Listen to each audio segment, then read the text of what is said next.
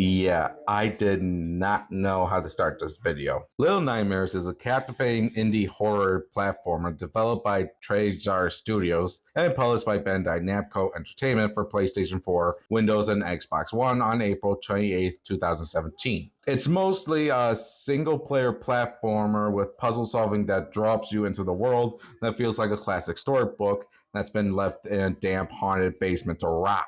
And that's the start of the game. You play as Six, a tiny kid in a big yellow raincoat trapped in the bowels of the Maw, a massive underwater iron vessel. While trying to escape, she encounters gnomes, small skittish creatures that either flee from her or passively observe her efforts. Later on, she comes across other captured children and invades leashes, artificial eyes that cause her harm, and monstrous twisted beings. The weird thing about these creatures is that these aren't just generic creatures. They're terrifying caricatures of adult figures seen through the eyes of a child.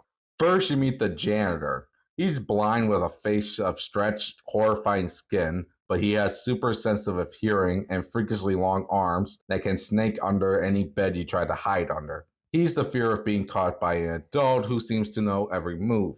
A monster that can find you even in the pitch dark. Then you have the infamous twin chefs.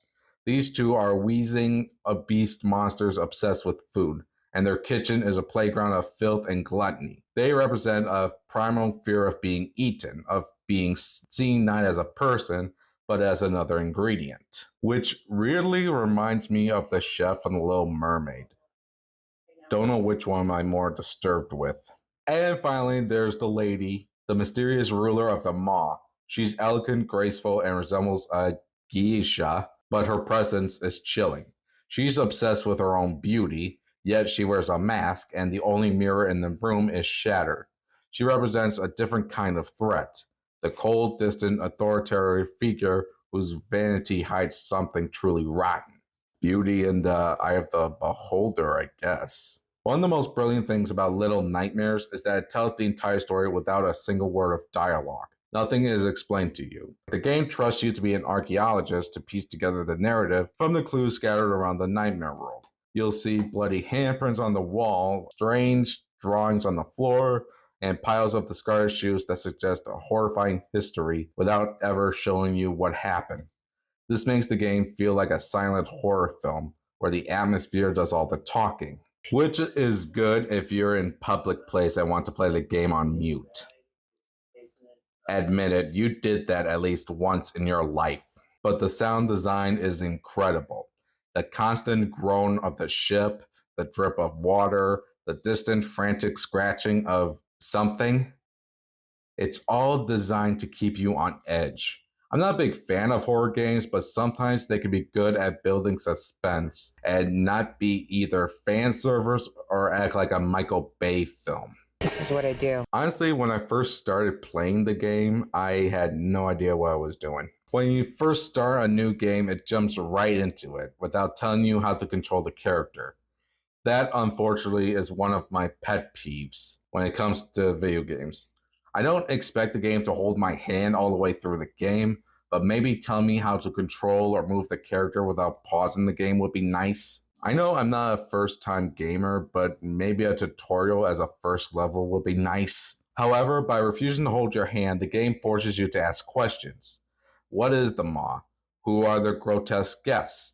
And what's with all the all-consuming hunger that seems to drive everyone, including Six herself? The silence is what makes the world so unforgettable. Which is also weird seeing how there is a voice cast in this game.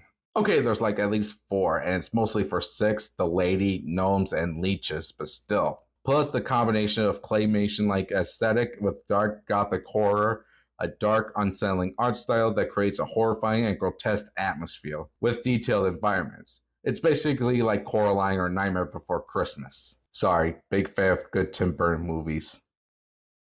I said good Tim Burton movies.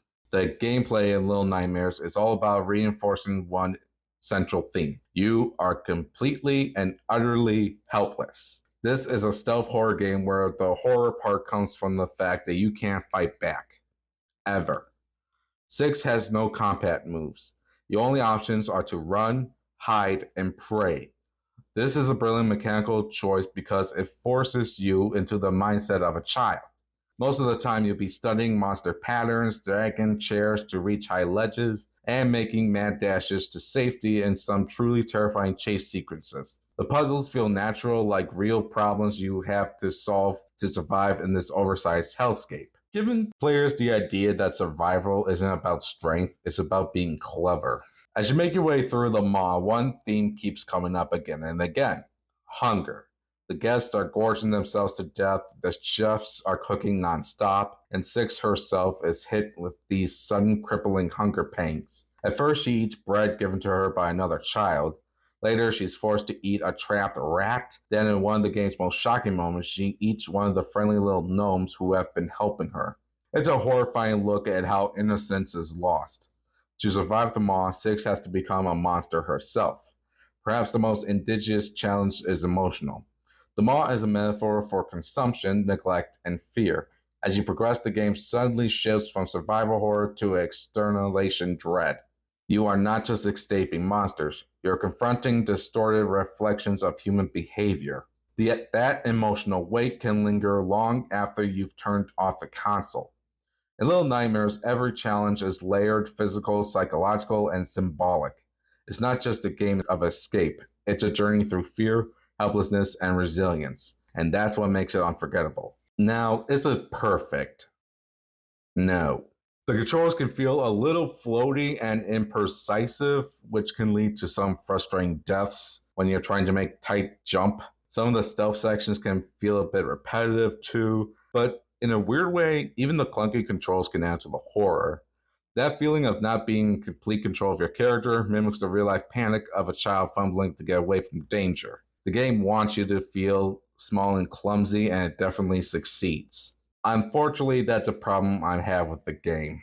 Sometimes not knowing what you're doing or where you are going can get to the point where the game becomes more tedious than enjoyable. Yeah, I had to look at the control settings before I could use the controls. Plus, the leeches can be annoying as best.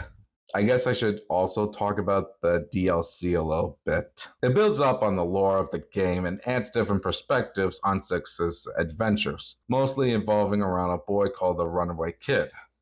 The game is around 3 to 5.5 hours, 7.5 to 11 hours if you want to be a completionist, with a moderate to high replay value, primarily driven by the desire to find hidden collectible items and explore every nook of this detailed, atmospheric world. Although I don't know what there is to collect. The reception of this indie horror game is actually very positive, the highest being a 9 out of 10. Honestly, this is kind of a mix and most for me. The gameplay is the worst part for me, requiring testing your patience, and weirdly enough is kind of tedious.